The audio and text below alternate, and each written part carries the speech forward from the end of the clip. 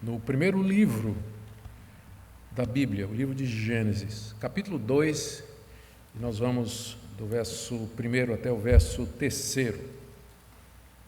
Gênesis 2, de 1 a 3, também aqueles que nos acompanham pela internet, por gentileza mantenha sua Bíblia aberta, porque nós iremos fazer a exposição desses versículos. Gênesis capítulo 2, de 1 a 3. Assim, pois, foram acabados os céus e a terra e tudo que neles há. E, havendo Deus terminado no 7º dia a sua obra que tinha feito, descansou nesse dia de toda a obra que tinha feito. E Deus abençoou o 7º dia e o santificou, porque nele descansou de toda a obra que, como Criador, tinha feito. Até aqui a leitura da palavra de Deus. Oremos mais uma vez.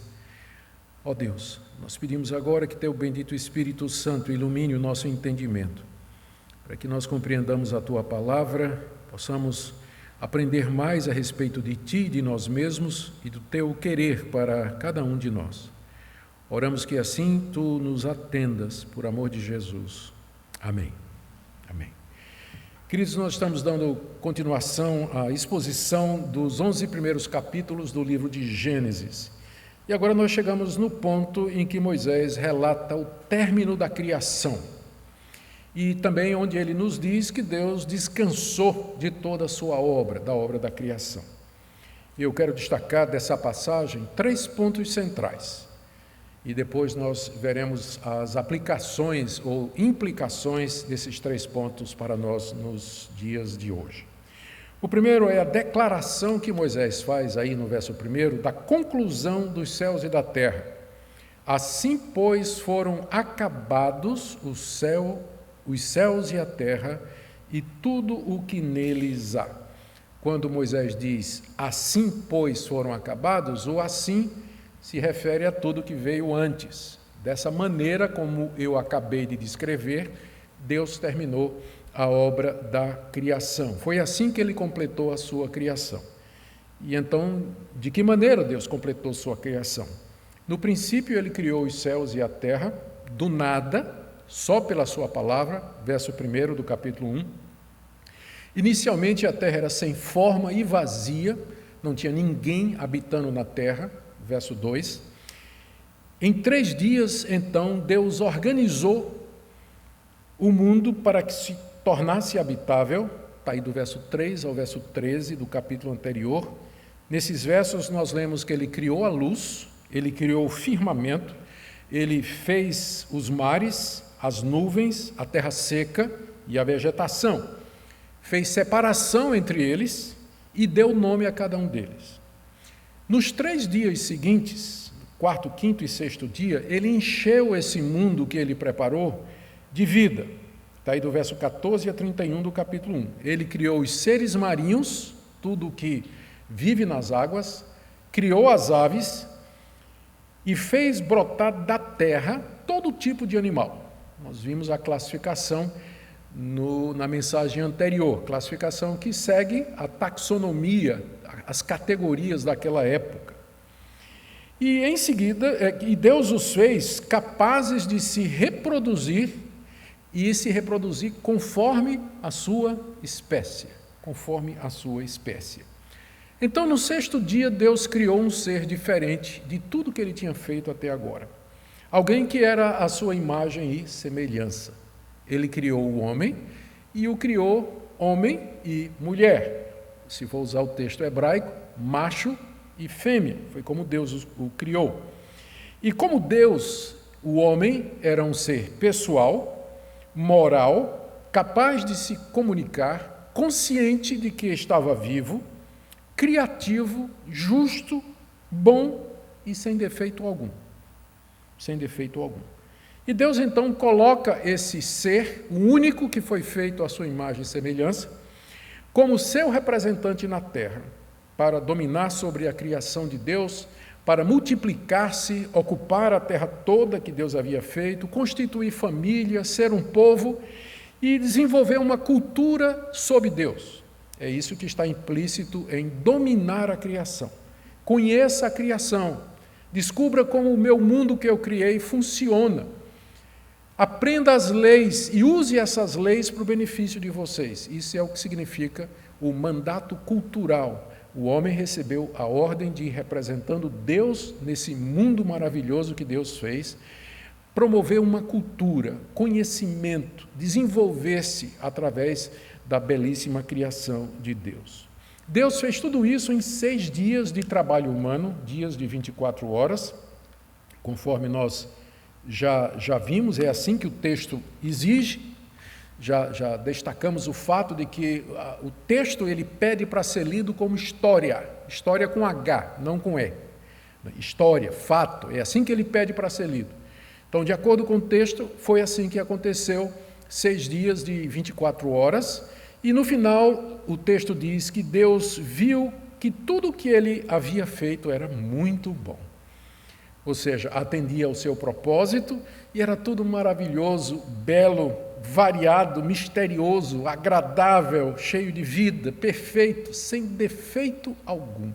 Esse foi o mundo maravilhoso que Deus criou e o homem com ele. É assim que foi acabada toda a criação. Voltamos aí para o capítulo 2, verso 1, não é? Foi assim que Deus acabou toda a criação.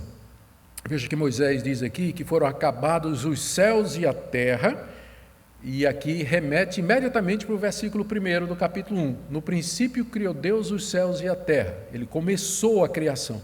E agora ele termina no verso 1 do capítulo 2.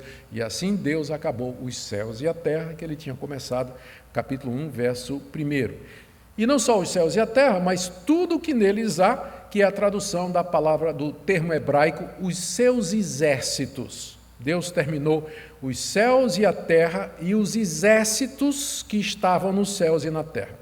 Significa a vida que Deus havia criado, dizendo com isso que era numerosa, muito bem organizada, preparada como soldados para a batalha e sob o comando de Deus e do seu regente, que é o homem, os exércitos de Deus. É por isso que na Bíblia Deus é chamado o Senhor dos exércitos, ou seja, de todos os seres vivos da criação, de tudo aquilo que ele criou e colocou nesse mundo maravilhoso. Essa exposição de Moisés até aqui, sobre como tudo veio a existir, confrontava diretamente aquilo que os israelitas tinham aprendido no Egito, onde ficaram durante 400 anos.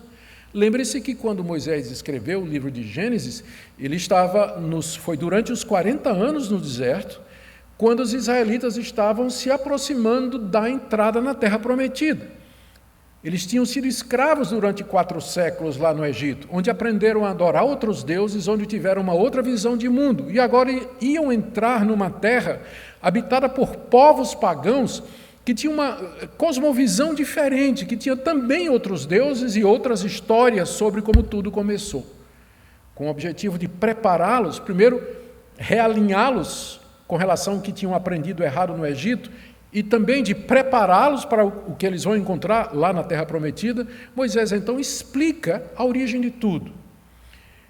E então esse relato aqui que nós acabamos de sumariar, de resumir, ele confrontava as visões daquela época sobre a origem do homem. Tinha vários relatos, inclusive mais antigos do que o relato de Gênesis. Relatos babilônicos, relatos cananeus, sumérios, onde falavam do surgimento do Evangelho, do mundo, não é? O Evangelho vem depois, do mundo todo, surgido pelos deuses, criado por deuses que brigavam entre si. O relato mais importante diz que o Deus principal teve uma briga com a deusa das águas, matou, abriu a carcaça dela no meio, pegou o sangue, misturou com a terra e surge o homem. Então, estes relatos fantasiosos da criação do homem são confrontados aqui por Moisés, que mostra que esses deuses não existem, que o homem, na verdade, que era adorado como ser divino, era uma criação de Deus, que a natureza foi criada por Deus e não está em oposição a Deus, é distinta de Deus, Deus não é a natureza, nem a natureza é Deus. Enfim, Moisés quer mostrar a supremacia de Deus sobre os deuses do Egito e os deuses cananeus que estão diante dos israelitas. É isso tudo que está impresso aqui, ou que está incluído aqui, implícito aqui, na declaração do verso 1. Assim, pois, foram acabados os céus e a terra e tudo que neles há. Deus acabou, terminou. Ele fez o que tinha que fazer. O segundo ponto aqui, eu disse a vocês que eram 3, esse foi o primeiro, a declaração do término da criação no verso 1. O segundo ponto é no verso 2, a declaração que Moisés faz de que Deus descansou depois de haver terminado. Verso 2, e havendo Deus terminado no 7º dia sua obra que tinha feito, descansou nesse dia de toda a obra que tinha feito. Muito bem, Moisés diz aqui que Deus terminou no dia 7º, né? Quando na verdade a gente sabe que ele terminou no dia 6. É que o hebraico aqui é meio ambíguo, ele pode ser lido dessa maneira. Mas quando a gente compara essa passagem com outras passagens, como por exemplo, no livro de Êxodo, capítulo 20, verso 11, também escrito por Moisés, Moisés diz lá com muita clareza: em 6 dias o Senhor fez os céus e a terra, ao mar e tudo que neles há, e ao 7º dia descansou. Então, a nossa tradução aqui, ela pode dar a impressão de que Deus também trabalhou no sábado, né, no 7º dia, mas na verdade não. O que está se querendo dizer aqui está muito bem expresso na tradução Nova Versão Internacional, que diz assim: no 7º dia Deus já havia concluído a obra que realizaram. Ou a Nova Versão Transformadora, uma versão muito boa também, diz assim: no 7º dia Deus havia terminado sua obra de criação. Então eles traduziram pegando o sentido do que Moisés escreveu, em vez de fazer uma tradução literal como a nossa Nova Almeida fez. Então o ponto é esse, que Deus, quando chegou o 7º dia, ele já tinha terminado a criação. E Moisés diz que nesse dia Deus descansou de tudo que ele tinha feito. É evidente que isso não significa que Deus tinha ficado cansado, né?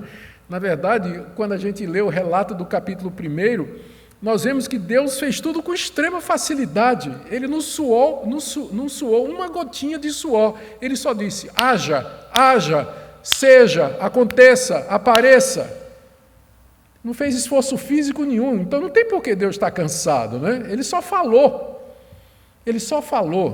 Então, é claro que quando Moisés diz aqui que Deus descansou no 7º dia de toda a obra que tinha feito, ele não está insinuando que Deus, à nossa semelhança, ele trabalhou e depois de um tempo ele tinha que refazer as forças, né? Ele estava cansado, tinha que dar uma paradinha para poder continuar. Não. Significa simplesmente que ele encerrou a sua obra como Criador, porque não tinha mais nada a fazer. O que era para ser feito foi feito nos 6 dias. E, ao final deles, Deus para a sua obra como Criador. Ele havia criado um santuário divino, onde iria se relacionar com sua criatura, e ele estava muito satisfeito com tudo que ele havia feito. Ele disse que era tudo muito bom. Essa ideia de que a criação ou o mundo que Deus criou, era um santuário divino, onde Deus iria repousar com sua criatura, viver com sua criatura, feita à imagem e semelhança, percorre a Bíblia toda, percorre a Bíblia como um todo, e tem seu ápice no livro de Apocalipse, onde nós lemos que Deus vem habitar entre nós, Ele mesmo vem estar conosco, no novo céu e na nova terra, onde habita a justiça. É interessante que esse dia aqui, ele não termina como os outros dias. Lembram-se que eu disse que tinha um padrão para cada dia? Deus diz, aquilo acontece, Deus separa, Deus nomeia, declara que é bom e termina dizendo: e foi tarde de manhã, dia tal. Esse dia aqui não termina assim. Não está dizendo: e foi tarde de manhã, o dia 7º, porque esse dia não terminou.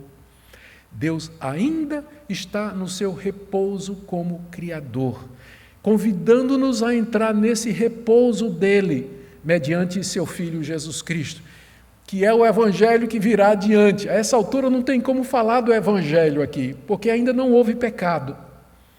Não tem como falar do Evangelho aqui, porque ainda não houve pecado, mas Deus está preparando esse santuário, está preparando o cenário para que um dia Ele mesmo, na pessoa do seu Filho Jesus Cristo, Ele vai pisar nesse chão que Ele criou, vai respirar o firmamento que Ele criou, beber a água que Ele criou, e vai comer da vegetação e da vida que ele mesmo criou, sendo um de nós. Esse é o plano dele, que ainda não é revelado aqui. Por enquanto a gente não tem o que falar de perdão, de redenção, de evangelho, porque aqui é o mundo pré-queda, é o mundo onde não havia pecado, onde tudo era muito bom. Então é isso que significa que Deus descansou. Ele parou a sua obra como Criador, satisfeito com o que ele fez, também não tinha mais o que fazer, tudo estava completo. A terceira declaração está aí no verso 3, é a declaração que Moisés faz de que Deus santificou esse dia. Vamos ler? E Deus abençoou o sétimo dia e o santificou, porque nele descansou de toda a obra que como Criador tinha feito. Deus abençoou o sétimo dia, diz Moisés, como tinha abençoado os seres marinhos, como tinha abençoado as aves e como tinha abençoado o homem. É a mesma palavra na língua hebraica. Só que agora Deus coloca a sua bênção num determinado dia. Todos os dias são dádiva de Deus, mas esse dia em particular recebeu de Deus um favor, uma graça especial. Deus abençoou esse dia. E não somente ele abençoou, Moisés acrescenta que Deus o santificou. A palavra santificar significa separar, distinguir dos demais. E foi exatamente isso que Deus fez. Ele fez desse sétimo dia um dia distinto, um dia santo, um dia sagrado dedicado a Ele. 6 dias o homem trabalha, mas esse sétimo dia, que foi o dia que eu descansei, esse dia é meu. Ele é separado para mim, é um dia consagrado para mim. Deus, então, faz mais uma distinção. Vocês se recordam, vocês que estão seguindo a série de Gênesis, que nós chamamos a atenção para o fato de que Deus é um Deus de distinções. E é isso que faz a visão bíblica ser diferente da visão pagã de mundo. Na visão pagã de mundo não tem distinção. Todos nós estamos dentro do mesmo círculo. Estamos todos no mesmo nível. Deus, o homem, a criação, certo e errado, homem e mulher, é tudo a mesma coisa. Mas o cristianismo, a fé judaico-cristã, ela insiste que Deus é o Deus de distinção. Primeiro ele cria um mundo distinto dele. Depois ele cria a luz e separa das trevas. Depois ele faz um firmamento que separa as águas de cima das águas de baixo. Depois ele separa as águas de baixo para que apareça a terra seca. Depois ele cria os animais e diz, segundo as suas espécies. E depois ele cria o homem, mas o faz homem e mulher. Então, o tempo todo Deus está fazendo distinções. E ele faz mais uma agora. Na administração do tempo, ele diz 6 dias são dias comuns, mas esse dia aqui é um dia distinto dos demais. É Deus sendo Deus aqui, quando ele separa mais um dia, separa um dia dos demais dias que ele havia criado. E a razão que ele dá para essa distinção especial é porque foi nesse dia que ele terminou a obra da criação. A palavra sábado não aparece aqui, mas a raiz da palavra sábado, Shabat, é a mesma raiz do verbo hebraico descansar. Descansar. Então Deus shabateou, seria literalmente no sétimo dia, não é? Ele descansou no sétimo dia, a razão pela qual ele separou esse dia, abençoou esse dia como um dia especial. É isso, são as 3 declarações de Moisés aqui, nesses 3 versículos tão ricos e tão importantes. O que é que Moisés queria ensinar aos israelitas? O que é que os israelitas entenderiam quando eles escutassem Moisés contar essa história ou lessem aquilo que Moisés escreveu? Primeiro, que o mundo que eles estavam vendo, o mundo que eles conheciam, já estava acabado e já estava terminado. Se nossa reconstrução está correta e se Moisés escreveu esse livro juntamente com Êxodo, Levítico, Número e Deuteronômio, ali nas planícies de Moabe, à beira do rio Jordão, à altura de Jericó, os israelitas tinham diante de si uma visão magnífica. É uma planície muito rica, fértil, havia o rio Jordão e do outro lado uma terra que mana leite e mel. Aves, animais, pululando de vida. À noite eles podiam contemplar os astros, ver as estrelas. E Moisés diz para eles: isso tudo que vocês estão vendo está terminado. É uma obra completa, é uma obra acabada. Isso significa que Deus conhece e que Deus controla perfeitamente o mundo, porque foi Ele que fez e foi Ele que terminou. Foi Ele que terminou. Portanto, tudo está debaixo do controle dEle. Não tenham medo do desconhecido. Não tenham pavor das forças naturais. Não tenham medo do raio, do trovão, do relâmpago. Isso não são deuses. Não são forças ocultas que pretendem destruir vocês. O mundo foi feito por Deus, muito bom, e ele foi terminado por Deus. É uma obra completa, uma obra acabada. Por isso vocês podem crer que Deus vai cuidar de vocês. Deus vai tomar conta de vocês, Deus vai guiar vocês, não deixará nada de mal acontecer a vocês. Que palavra necessária para aquele povo que estava ali prestes a atravessar o rio para começar uma guerra de conquista, para tomar como posse aquela terra que foi dada por Deus e que era habitada por tantos povos pagãos. Uma segunda lição que transparece claramente do texto é que Moisés queria ensinar aos israelitas que o fato de Deus ter descansado no sétimo dia servia de base para a contagem regular do tempo. O dia sétimo deveria ser santificado e separado dos demais dias da semana. Esse sétimo dia marcaria o período de 6 dias, seguido por um dia diferente, que constitui a semana de 7 dias, e nós não temos nenhum indício arqueológico de que houvesse semana na contagem do tempo dos vizinhos de Israel. Esse conceito de tempo, 6 dias, terminando com o sétimo dia, que é diferente e especial, não tinha entre os egípcios, não tinha entre os babilônicos, não tinha entre os sumérios, não tinha entre os cananeus, que eram povos vizinhos de Israel. Não tinha. É uma característica única do povo hebreu da antiguidade, dividir o tempo em semanas. É claro, os outros povos, como Israel, também conheciam dias, meses e anos, porque eles baseavam isso no ciclo solar e no ciclo da lua. E a contagem era simplesmente igual. Mas a ideia de que a cada 6 dias você descansa você não tem mais em lugar nenhum, a não ser entre os hebreus. Isso é uma coisa interessante. Os festivais e dias de descanso no Antigo Oriente eram estabelecidos de acordo com o calendário real. Aniversário do rei, tome festa, feriado.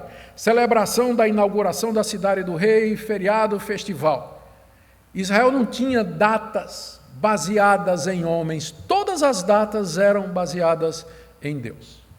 Especialmente essa que era a data mais importante, o sétimo dia, ela tem origem na vontade de Deus e não na criação. Note que dia, mês e ano é baseado no movimento dos corpos celestes. Mas a ideia de uma semana, ela está fora disso. É Deus de fora da sua criação dizendo: quem comanda o tempo sou eu. Quem comanda o tempo sou eu. Esse dia especial, ele não é baseado na criação, mas ele vem pela minha determinação. Eu sou Deus, estou fora da minha criação, acima dela, e eu digo a vocês como é que vocês vão contar o tempo. Fica muito claro esse posicionamento aqui. E também uma terceira lição que Moisés queria ensinar aos israelitas é que o fato de que Deus descansou no sétimo dia determinava que os israelitas também deveriam descansar no sétimo dia depois de trabalhar 6. Isso era necessário para recuperar as forças do homem e dos animais a seu serviço, demonstrando que eles eram vulneráveis, que eles não eram autônomos, que o homem precisa de descanso, assim como ele precisa de comida e de bebida, ele precisa também de descanso para viver, demonstrando que ele é uma criatura, que ele não é divino, ele é uma criatura dependente, ele precisa descansar. Também era necessário guardar o sétimo dia para que se lembrasse da obra da criação e do seu Criador, aquele que é o Senhor do tempo, e, portanto, nesse dia adorá-lo e servi-lo publicamente com seus cultos. Mas também esse repouso de Deus apontava para um tema que vai ser desenvolvido no livro de Êxodo e no livro de Levítico, Deuteronômio, Números antes disso, que é que a terra prometida, que o descanso de Deus no sétimo dia é um tipo ou uma figura do descanso que Deus queria dar à nação de Israel na terra de Canaã. Várias vezes, nós vamos encontrar no restante do Pentateuco, Deus dizendo aos israelitas: eu darei descanso a vocês na terra prometida, vocês vão entrar no meu descanso, lá na terra prometida. Era uma figura da terra que Deus prometeu dar à nação de Israel. Muito bem, era tudo isso que eu imagino Moisés queria que os israelitas entendessem a partir do relato do descanso de Deus. Mas a pergunta é: qual o impacto dessa passagem para nós hoje, especialmente para algumas questões que nós enfrentamos hoje? E eu queria trazer 3 implicações para vocês e assim terminar nessa noite. Primeira implicação desse relato aqui, para nós: Deus já cessou a sua obra de criador. Significa que ele não está mais criando coisas novas no universo desde o dia em que ele terminou a sua criação. Isso significa, pelo menos uma coisa que eu queria destacar aqui, que Deus age de maneiras diferentes em épocas diferentes. Apesar dele ser imutável, Deus é imutável, faz parte da essência de Deus, ele é o mesmo. Ontem, hoje e será eternamente. E alguns queridos irmãos e amigos usam esse conceito de que Deus é imutável, e especialmente usam essa passagem de Hebreus que diz que Jesus Cristo é o mesmo ontem, hoje e será eternamente, para dizer que, já que Deus é imutável, ele sempre age da mesma forma. E, portanto, nós podemos reivindicar de Deus que ele faça hoje tudo o que ele fez no passado. Todos os milagres que foram feitos no passado, Deus faz hoje se nós tivermos fé, porque ele é o mesmo ontem, hoje e será para sempre. Ou seja, se utilizam da imutabilidade de Deus, que é um dos atributos do ser divino, como base para dizer que Deus faz hoje exatamente as mesmas coisas que ele sempre fez, porque ele é imutável. Mas está claro aqui pelo texto que a imutabilidade de Deus não quer dizer que Deus sempre vai agir da mesma forma em todas as etapas do seu relacionamento com sua criação, porque o texto diz com muita clareza que Deus parou de criar. Você não pode exigir de Deus que ele crie um universo novo, que ele crie uma nova estrela, que ele crie um novo sol, que ele crie uma nova realidade, um mundo novo. Você não pode pedir isso, porque Deus parou. O fato de que ele é imutável não quer dizer que ele sempre vai agir da mesma forma. Depois que ele encerrou a obra da criação, nós lemos no Antigo Testamento que ele fez grandes sinais e prodígios. Por exemplo, abriu o Mar Vermelho, o povo de Israel tinha visto isso. 40 anos antes eles tinham visto isso. Eles iam ver agora Deus abrir o Rio Jordão. Durante 40 anos eles comeram pão que caía do céu. Pão que caía do céu. Josué, numa certa altura, eles vão ver isso mais adiante lá na terra, vai clamar a Deus e Deus vai fazer com que o sol pare quase um dia inteiro no firmamento. Agora eu pergunto, quem de nós acredita ou quer ou pensa que se a gente tiver fé suficiente, ora, e Deus vai parar o sol durante um dia? Ou que ele vai abrir o rio Capibaribe para a gente sair marchando em culto, atravessando o rio Capibaribe? Quem que em sã consciência imagina isso? Mas Deus não é imutável? Ele é imutável, mas ele não age sempre da mesma maneira. Ele age de maneiras distintas na história da redenção. Por isso que nós precisamos ter cuidado. Pessoas que não veem, não compreendem a Bíblia no seu contexto histórico, no progresso da revelação, que a revelação é progressiva, historicamente falando. Às vezes se sentem extremamente frustrados, porque eles gostariam de ver milagres, sinais e prodígios hoje, e eles clamam, eles oram, eles exercem fé, e as coisas não acontecem exatamente como eles queriam. O problema não é com eles, e também não é com Deus. O problema é que Deus não promete agir sempre da mesma maneira em todas as épocas. Em todas as épocas. É por isso, por exemplo, aqui vou dar um exemplo mais claro, Deus já cessou a sua revelação. O que ele tinha para nos dizer sobre a história da redenção, o seu plano de salvação, já está aqui, revelado na Bíblia, já está aqui. Não tem hoje novas revelações, faz 2000 anos que esse livro foi terminado. Vocês acreditam que alguém, depois do apóstolo Paulo e do apóstolo João no Apocalipse, foi inspirado por Deus e cujos escritos deveriam estar adicionados aqui? Depois de 2000 anos de história da igreja? É claro que não. Por quê? Porque Deus encerrou mais uma etapa do seu plano. Ele terminou sua obra como Criador e ele já terminou sua obra como revelador. A revelação dele está aqui, está terminada, está pronta. Não tem novas revelações de novas verdades, de novos conceitos, de novas práticas que Deus reservou para nós agora, 2000 anos depois de Jesus Cristo. Então, essa é uma implicação que a gente pode tirar desse texto. O texto claramente está dizendo que Deus nem sempre faz as coisas da mesma forma. Ele criou e ele terminou. E ele não vai criar mais. Sua obra como criação está terminada.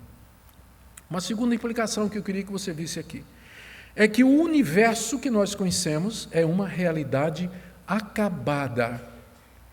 Embora esse universo seja profundo, misterioso, e nós estamos apenas começando a descobri-lo, ele tem limites. Ele está terminado e pronto. Isso significa que nenhuma mudança permanente aconteceu no universo desde o término da sua criação por Deus. Não houve. O universo que nós conhecemos hoje é o mesmo universo que quando Deus terminou aqui a obra da criação. Ele não criou absolutamente nada novo. Ele não criou nenhuma nova lei da natureza. Também não tirou nenhuma. Nenhuma nova espécie foi criada por Deus, além daquelas que ele criou no início. O que há são variações, adaptações, que a gente chama de microevolução, dentro das espécies, mas não existem espécies novas, porque Deus parou de criar. Desde a obra da criação Deus não criou um tipo novo, uma espécie nova de animal, de ser, porque ele já terminou sua obra. Você me pergunta, mas os milagres de Deus? Os milagres que Deus realizou e realiza após o término da criação, não alteram o funcionamento regular do mundo. Se não, preste atenção. O que Deus faz no milagre? Primeiro, ele pode suspender as leis naturais, como, por exemplo, andar sobre as águas. Que lei ele está suspendendo? A lei da gravidade, não é? Ele, como é criador, ele suspende a lei da gravidade e ele anda sobre as águas. Ele anda no ar, se ele quiser, como ele fez na pessoa de Jesus Cristo. Ou, por exemplo, parar o sol. Ele suspendeu as leis que regem o movimento celeste. É claro que a gente sabe que não foi o Sol que parou, é a Lua, é a Terra que parou, né? Mas da perspectiva de quem estava ali na Terra, parecia que era o Sol que tinha parado. Então, Deus suspendeu as suas leis, ele pode fazer isso. Ou então, ele age fora dessas leis quando cura alguém. Não é que ele está criando algo novo, ele está simplesmente agindo contra as leis que ele criou. Ou então, quando ele torna a água em vinho, um elemento não vira noutro. Deus vai contra as suas leis e transforma a água em vinho, multiplica pães, multiplica peixes. Ele não está fazendo nada novo, ele está agindo contrário às suas leis, ou então demonstra comando sobre elas, como, por exemplo, quando ele acalma a tempestade. Ele tem domínio sobre a sua criação. Então, os milagres, eles não representam a criação de algo novo, mas Deus usando, editando, suprimindo, suspendendo as leis que Ele mesmo criou. É isso que é um milagre. Não é a criação de algo novo, mas simplesmente a intensificação, aceleração, diminuição, suspensão ou controle de Deus sobre as leis da natureza.